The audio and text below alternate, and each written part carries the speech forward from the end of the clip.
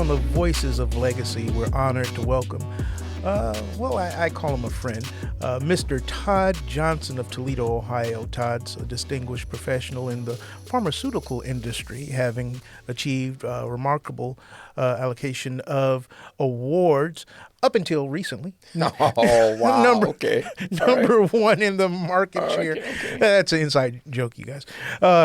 In the nation for neuroscience and pharmaceuticals, ranked in the top 5% of sales in the United States with a particular pharmaceutical company. Beyond his corporate success, Todd is the host of Winning with Todd Johnson. I can't say it like him. He's going to have to say it.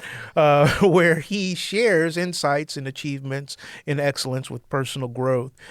He's also deeply committed to his faith, community, and activities of engagement in ministry. We are so honored to have none other than the one and only Mr. Todd Johnson. Good morning, sir. Oh, man, I don't know if I deserve all those accolades, but I'm grateful that you had enough grace to allow me on this show. So I'm grateful. Thank you. Man, it's been a good run. You mentioned a few of the things that we've done, but I wanted to, if I can, kind of piggyback one thing. Sure. We just finished a book, authored a book, my wife and myself, entitled Introducing Jesus Christ, DYKJC. So that's the faith part. And what I found out is that the selling part, so the faith part is my passion. The corporate part is my job. So my faith part makes my corporate job so easy. And I'm not saying it to be bragging or bodacious, but it's easy as 1, 2, 3. I mean, it's weird how God has wired me. I thought we were created to brag on our faith. Yeah, we are. Yeah, that's okay. called worship. All right, you're right. Okay, all right, you're 100% right. I got to watch that. Yeah, so, yeah, man, I've been in sales almost going on 30 years now, and I had a lot of success. There's number one in the country with Pfizer, number one in the country with Pharmacia, number one in the country with Amgen, number one in the country with Depomed, and top 5% with the guy Lilly. Number 2 in the country with my current company, Rare Disease. But I'm competing against a bigger state, so I'm not quite happy with the way things are going. But we still have a whole 4 or 3 quarters to go yet. So it's still early in the game, so I don't want to say too much about it, but I'm excited because I know how I'm wired, right? So watch out, Texas. Watch out. I'm coming for you, I promise, yeah. Can you share with us the path that led you to the success in your career and in pharmaceuticals altogether? I mean, it's not a common thing for a person of color. I'm putting my quotey fingers up. But what led you down that path? Great question. So my father used to own, my father and my mom owned 2 carryouts. And basically from the age of probably, I bet 5 to 6 years of age, I'm the youngest of 3, right? I was the one getting up with him every morning throughout the summer, going to open up the store. And what happened was I was able to be exposed, man, to multimillionaires from people who, I'll be honest, who were demographically on the lower pole of society, from people that had drinking problems. I've seen it all. So he allowed for me to be able to be exposed to meet with these people. So what that did, Pastor Carl, that allowed for me to be able to talk and work with anyone. And I took that trait and I applied it to my current profession. So he always taught me to serve, right? So serving everyone, and then also having compassion, right? And then the third was passion, being passionate about what you do. And the fourth is, which I really love, is displaying the will to win. All 4 of those attributes I saw at that store. It was a carryout. I mean, we sold cigarettes, cold cuts, canned goods, toiletries. But what that did, that allowed for me to work with people from all over Northwestern Ohio. I mean, we would have the CEO of Jeep, the vice president of Jeep, and at that time it was called Doler Jarvis. It was a plant, and they would all come to this store, and I would see them. And here I am, only 5 to 6 years of age, and I would interact with him. He would literally make me say hello and shake hands. So that's how it all started. So all I've done is carry those 4 attributes over into the corporate area. And it's funny you would ask that question, what made me successful? Because I try to share that with people. And, I had a director one time ask me, I know that, what are you doing?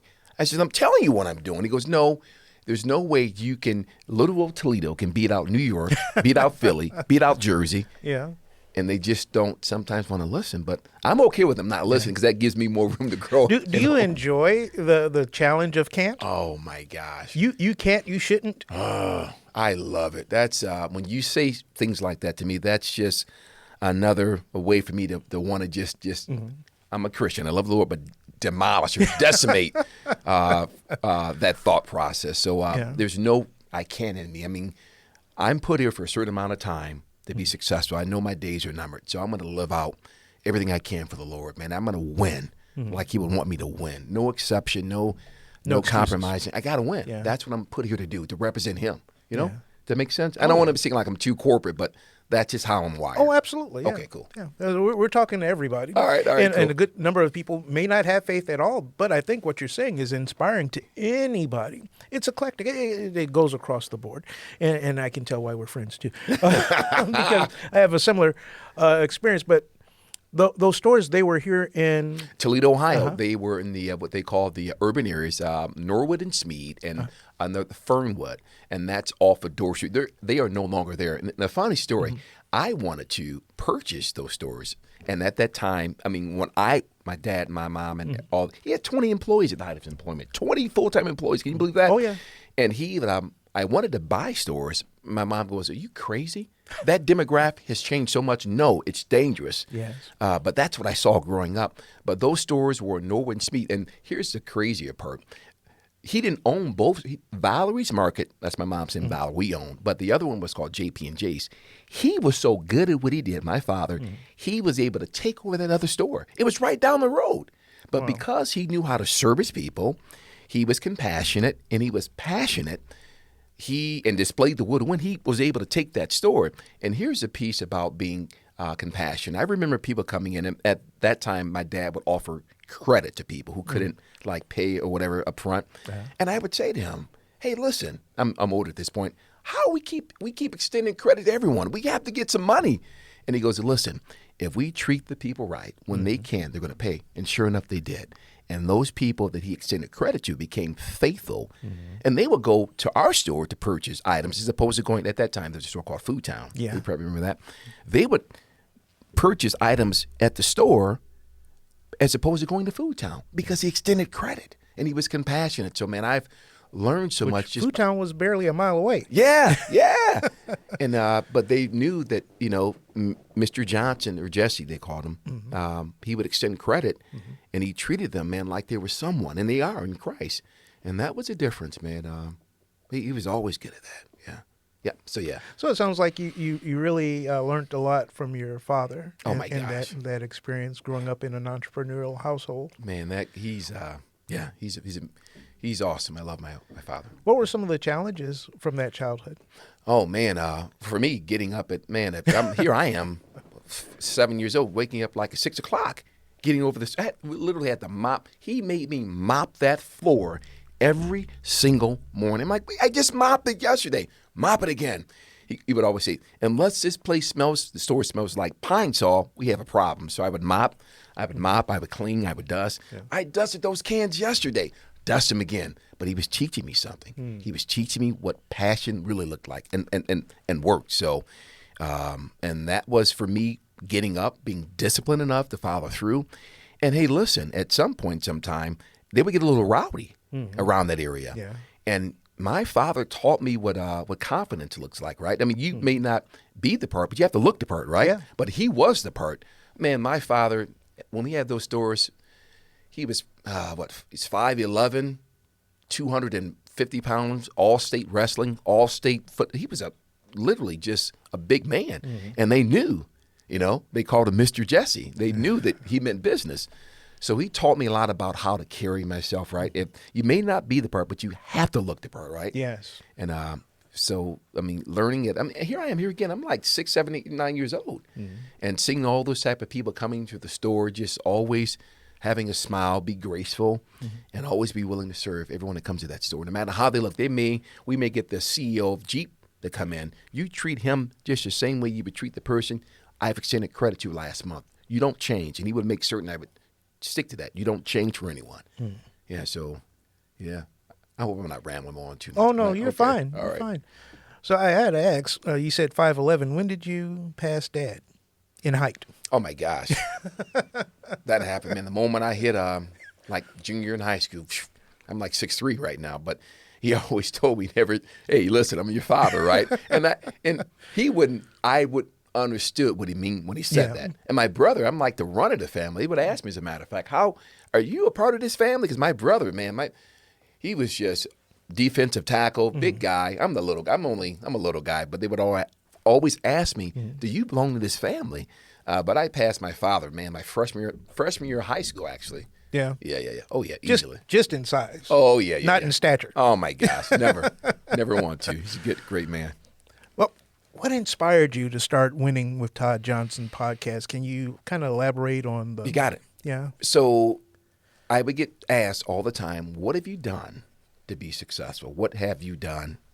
Multiple times. And so I just figured I'd put together something that would be pretty well packaged to be able to teach and show others that aren't in the industry and others who are in this industry how to turn it up a notch, right? Sales, me. Yeah, in sales. In any type of sales. It's not pharmaceutical sales, but any type of sales, because I believe if you apply these 4 attributes, that is serving, having compassion, being passionate, and displaying what to win, you'll dominate. And man, it's helped. I have listeners, as far as Australia, the Philippines, Russia, Germany. And so what we do on the podcast, I have different guests. I just most recently had Dennis Hobson on the show, and then we spoke about what it means to have the will to win. Here's a guy that's playing against Michael Jordan, playing behind Scottie Pippen, all leading scorer at Ohio State. So I share tidbits as to what you have to do to either super excel yourself or get into the industry. And then what's happened is that in my profession, and I'll say it's the truth, it's almost like a fraternity. It's almost like people that are inside don't want people on the outside, and it's annoying. I'm like, listen, prior to you and I getting in, you didn't have any selling experience, so what makes you different, right? So I'm always giving tidbits on how to get into the industry because it's hard. For every 3,000 applications that are submitted, 2 or 3 are hired. Wow. So once you're in, you're in. But once you get in, what are you going to do, right? So once you're in, you have to be able to show you're an overachiever because it's not for the faint. Numbers never lie, right? Yeah. So the reality of the matter, once you win, you have to perform. And I'm all about that. I mean, that's how I'm wired, but I won't. You don't want to be, and sometimes I didn't give this term. It's not me, so I'm looking at the studio. Don't judge me. You don't want to be a bottom feeder, right? Yeah. You get inside and you just muddle through life, muddle along, and that's noticeable. So I teach and share how to win. I have different guests on the show. I have a neurologist coming up on the actual show to explain what good looks like from a sales consultant, because I can come in and a lot of people think the whole goal is getting to the actual physician. Well, prior to that occurring, you have to deal with the gatekeeper, the office manager, the medical assistant, the nurse. So don't put the cart before the horse. You have to be able to relate to serving. It comes back to serving everyone as if they were the actual provider in that practice. Because if you don't, that's noticeable. And I talk about that on the show. My dad said something, and I hold this to be true to this day. Service is success. Service is success. I like them still. I like that. Yeah. Oh yeah, take it, please. And you know, he was an entrepreneur as well. 16 stores in 3 different states. Whoa. Accurate TV back in the day here in Toledo. But that started in the front room of our house over on Palmer. Whoa. But it came from exactly what you said. Serve. He was a television repairman at Sears. And I know it's about you, not about me, but it really kind of goes together. And after a while, people couldn't always afford to pick up their television, so he started selling televisions, and people couldn't always afford to buy the television, so he started selling the televisions on time, issuing credit. Yeah. Serve. When you serve the community and you do it with a heart to serve and not just to get the money, I'm rubbing my fingers together, then the money will come. It always does. But you have to put, as you said, not the cart before the horse. Yeah. And take care of the people that most people ignore, which usually is the gatekeeper. Yeah. They're getting paid the least amount. Oh, wow. You know about the industry, huh? Oh, okay. Yeah. All right. And it seems like, for what I watch with your podcast, that you feel the weight and responsibility of the success that you've already achieved, and I guess the responsibility of sharing the knowledge. Of course. not just gaining, but sharing it. And I really enjoy that. I'm giving you a little bit of accolades again, but I do. Thanks. It's great to be able to share what you've learned and what you're learning. And in that process, man, I'm sure you learn a lot. I watched that podcast with Dennis, and I was like, yeah. I'll tell you, he came third behind the draft pick he got drafted prior to Scottie Pippen, and I asked him, what was it like playing against Michael Jordan? Yeah. I mean, I'm sitting next to a guy that played against MJ. And he goes, that guy didn't have how you have an off and on switch? He didn't have an off switch. Everything was a competition from getting to the cafeteria first. What is going on? I mean, now I'm not wired. I like to win, but it's a different, I think he displayed and showed a different level. You know what? I take that back. I'm that way kind of too, because I always want to be able to offer the best, because in my profession, I don't have the room for marginal error is not so, because I'm talking to a provider that's going to give a patient something to ingest that can change your life. So I don't have any room to make any mistakes or exaggerate any error, because a lot is dependent upon how I communicate. Yes. I got to be truthful. And that's for those who want to get into the industry. You got to have integrity. Yeah. Because I try to think of that next patient. It's my mom or my daughter. Yeah. Heaven forbid if some person who doesn't know what they're doing is talking to a healthcare provider and give them wrong information. Number one, you lose credibility, but more importantly, there's someone's life that's at stake. So that's what's important. And that's almost true with any industry, even mortgages and banking and such. You're dealing with people's lives and livelihoods. So integrity is vitally important, and it's par for the course for true success. Leading to, could you tell us more about the vision for discovering your kingdom journey? Oh, wow. So discovering your kingdom journey. Does one thing lead into the other, by the way? Yeah, it does. So my path has always been, I think we're put here for one reason and one reason. This is just me. Now, I'm not I'm not a religious guy, but I love the Lord Jesus Christ. So we're put here for a certain amount of time, right? And my purpose is to expound and bring as much attention as I can to him.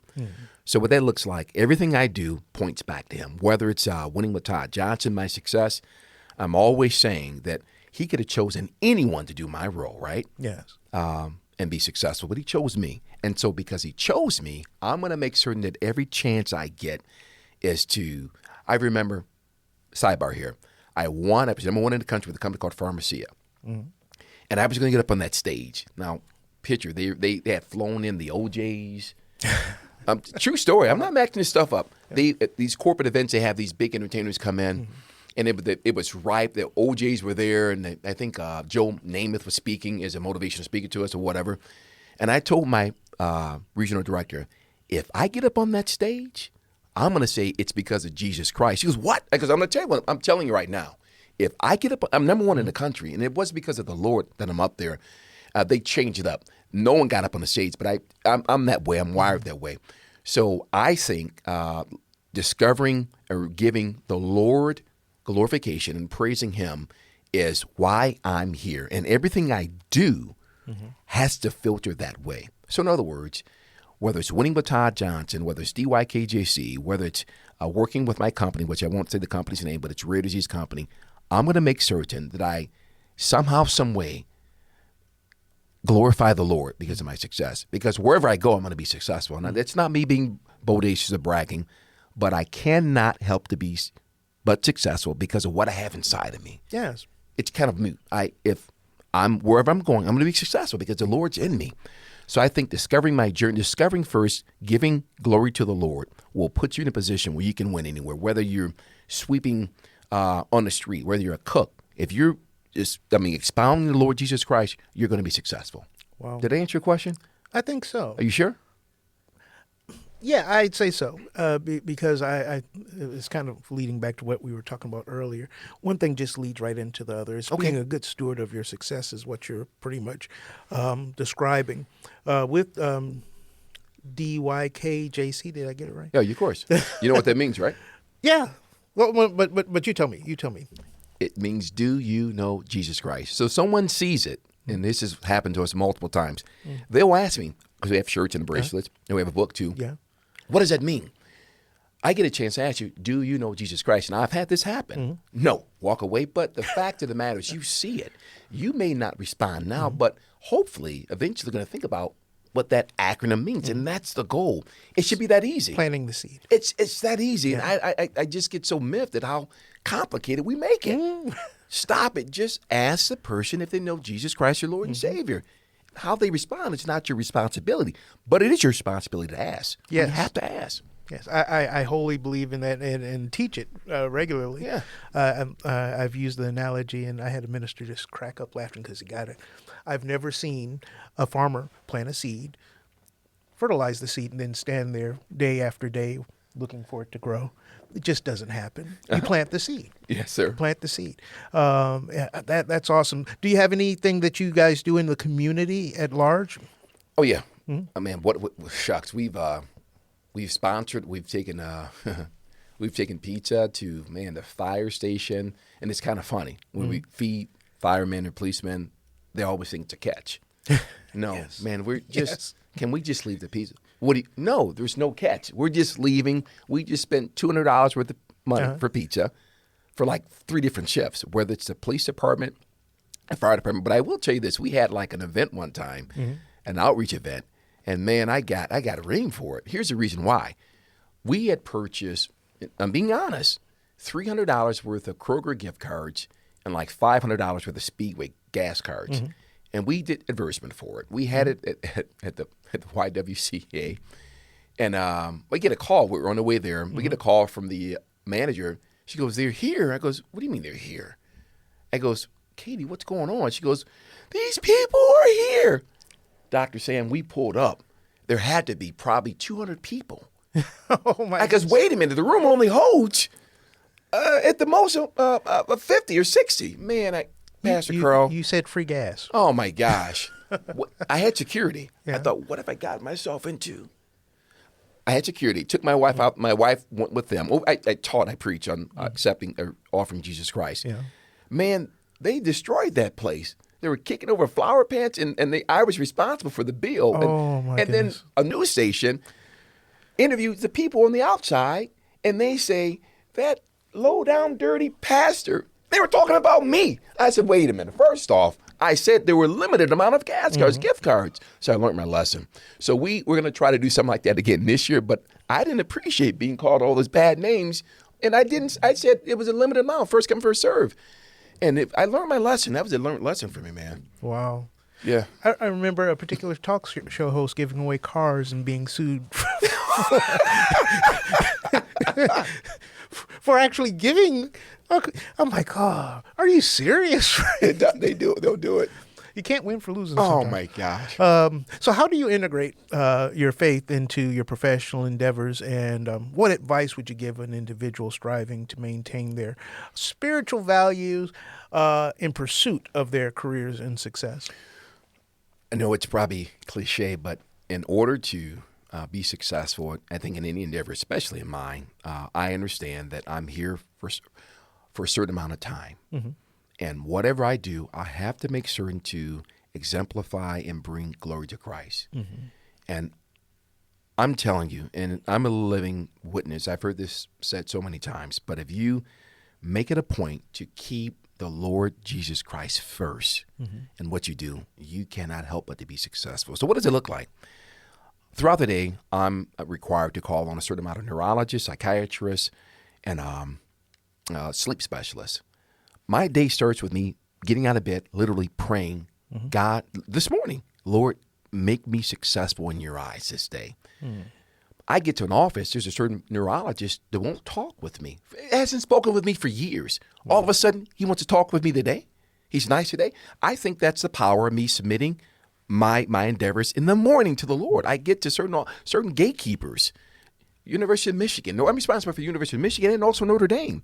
Certain places, other sales consultants can get in. I'm getting in. I know it's because of me offering my life on that day to the Lord and asking for his blessing. So keeping him first and walking this out, what that looks like me just continually dominating throughout the day and just making a difference by helping patients, helping physicians to help their patients have a better fulfilled quality of life. So I'm telling you, if you want to be successful, you start off every single morning, at least I do, and I've done this for 30 years with the Lord. And he's just allowed for me just to literally just leaps and bounds. I get in places other reps can get into. I talk to people other reps, sales consultants can't talk to because they won't talk with them. But me. And you have a not so secret weapon. Oh, yeah, no doubt. Yeah, so yeah. So it sounds like your dad was probably your greatest mentor. Oh, my gosh. Did you have any others? Yes, actually, I did from church. At that time, there was a couple trustees at a church, and he would always, the guy's name was Oman Wright. He would always say, "Hey, listen, there's greatness in you." And I'm young. I'm a young deacon. I mean, is that just cliche for him to say junior that? Deacon? Yeah, you remember those days? And I saw actually him, or I saw his wife and him at Myers in Sylvania. Oh, and I wanted to tell him, "Hey, man, thank you." I goes, "For what?" He goes, "For what you spoke into my life." You know, and I was young, didn't understand. I get it, but that resonated with me.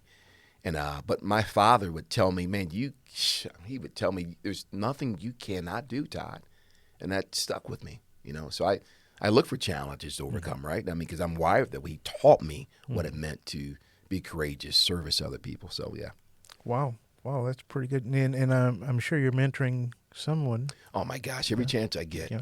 From the podcast, I've been to school speaking, and they like to see the nice things I have, but it takes work to get there, right? Yes, and consistent, right? Exactly. And so I'm mentoring a couple right now, actually, as we speak, as I think about it. Awesome. So what are your future goals, both for your podcast and ministry, and potentially, I don't know if you're looking forward to an early retirement? Oh, man. Future goals. So first off, the goal for this book is to get 50,000 units moved before the year's out. Awesome. That's for DYKJC. Winning with Todd Johnson. I'm looking like I'm preparing to tie into a contract with a company right now to consult. But I got to be careful because I just have to be mindful of how that pans out. But my passion is a lot bigger than my profession. So eventually, I want to really focus on DYKJC because we've had it for over 20 years now. We own the trademark. And just offer and share Christ to as many people as I can, man. Because, I've said this probably 4 or 5 times now. I know this is not it. Eternity is a long time, right? Yeah. And our goal is to offer Christ to as many people as we're able to, man, before we leave planet Earth. So that's my overwhelming. That's what burns me. That's what gets me going. Your passion. Yeah, man. We all have an appointed time, and yeah, trust me. Yeah. Well, that's great. What do you think your legacy is? What would you like for it to be? Man, I don't want anyone to outserve me. I want to be the guy known for serving any and everyone with a cheerful heart. I don't want anyone to say that guy, he served, but it wasn't sincere. I want people to see I want people to feel my transparency and know that there's a God that lives and loves, and I want to serve like him without anything in return. You know what I found out? I'll tell you this real quick. That when you serve like that, what you want comes to you. Yeah. You don't have to try to shyster anyone or do anything that's not Finagle. cool. Yeah, a better word. Just serve, man, because I want to see people go to heaven like me, and I want to see people get what they deserve while they're here if they're loving the Lord. That makes sense? Oh, yeah. Yeah. Kind of the Matthew 6:33 mentality. Oh, yeah. Yes, sir. Yeah. Okay. Yeah. Awesome. Well, I'm so appreciative for you coming today. I think there's much more yet to come. We'll probably have Praise you the Lord, on man. again Thank the Lord. I appreciate your honesty, and I appreciate your journey. And prayerfully, there's so much more to come. And Toledo, we've got the number 2 back to number 1. Oh my gosh. He said number 2. I hate number 2, but it's all good. That really bothered me, I'm trying to motivate you. But we can be thankful that there's so many people in Toledo. They're so talented. We just had, and I guess I shouldn't speak too much to other podcasts, but a centenarian Oh, really? The first centenarian in Toledo for 2025, if there's any more. Hopefully there will be. And it's amazing the lives and the talent that are here in northwestern Ohio and Toledo and the surrounding area. I'm so thankful for this show. So when I say thank you for coming and sharing your life, I really mean it, because people need to be motivated by Yes, sir. your testimony, your life, and they will be. They will be. You might not think so, but I know so. Praise the Lord. And we're so thankful for that. So thank you again for joining us for the Voices of Legacy, Mr. Todd Johnson. Thank you, Pastor. I appreciate you so much.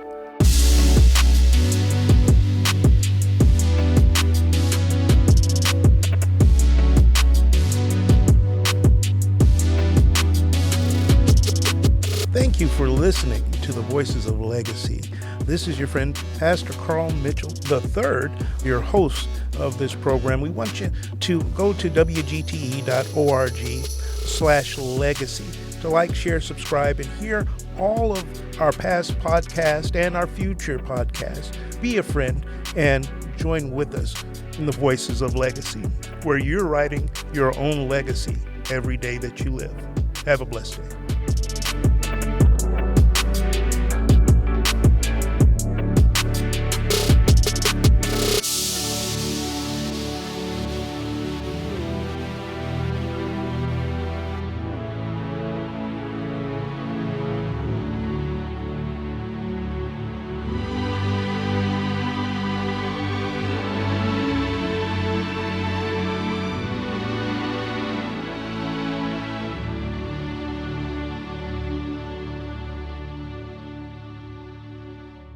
WGTE.